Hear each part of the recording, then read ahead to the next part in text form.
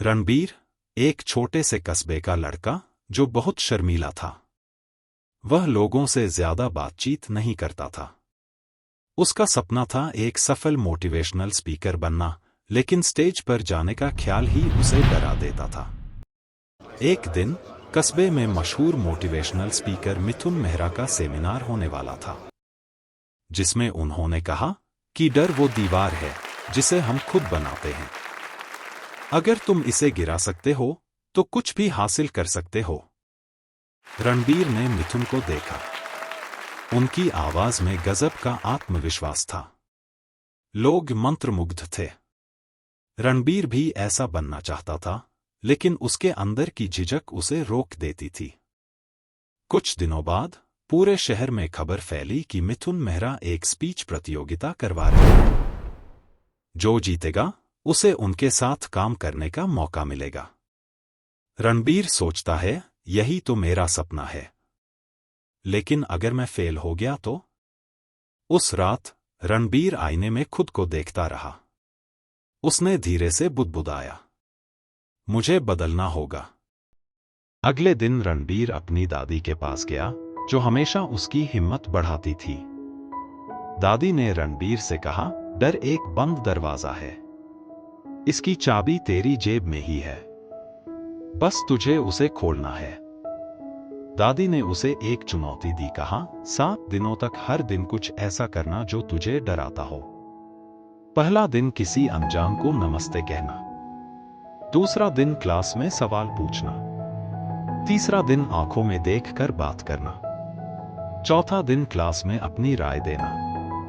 पांचवा दिन पार्क में जोर से अपनी स्पीच का अभ्यास करना। छठा दिन अपना वीडियो रिकॉर्ड करना। सातवां दिन प्रतियोगिता में नाम लिखवाना। रणबीर ने सातों चुनौतियां पूरी की और उससे कुछ कॉन्फिडेंस भी आया। अब इससे हर दिन डर थोड़ा कम होता गया। प्रतियोगिता का दिन आ गया। रणबीर मंच के पीछे खड़ा था। हाथ पसीने से भीग रहे थे। दिल में वही डर था, अगर मैं अटक गया तो? लोग हंसेंगे तो? उसने गहरी सांस ली और मंच पर कदम रखा। पहले कुछ शब्द लड़खड़ाए, लेकिन फिर उसने अपनी लय पकड़ ली। उसने लोगों को अपने सफर के बारे में बताया, डर को हराने की कहानी सुनाई। पूरा हॉल खामोशी से सुन रहा था। और जब उसने अपनी बात खत्म की, जोरदार तालियां बजी। मिथुन मेहरा खुद उसके पास आए और बोले, रणबीर, तेरा आत्मविश्वास सबसे अलग था।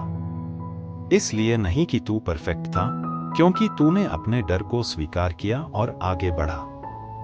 उस दिन रणबीर ने सीखा, आत्मविश्वास का मतलब यह नहीं कि डर ना लगे, बल्कि इसका मतलब यह है कि डर के बावजूद आगे बढ़ो।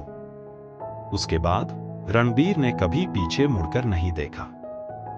डर और शर्म हमेशा के लिए खत्म करने का तरीका।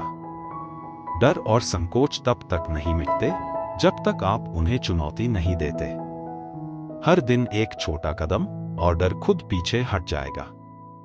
चाबी आपकी जेब में ही है, क्या आप उसे इस्तेमाल करने के लिए तैयार हैं? ऐसी और प्रोत्साहन भरी कहानी सुनने के लिए लाइक करें, वीडियो को शेयर करें और सब्सक्राइब करें। धन्यवाद।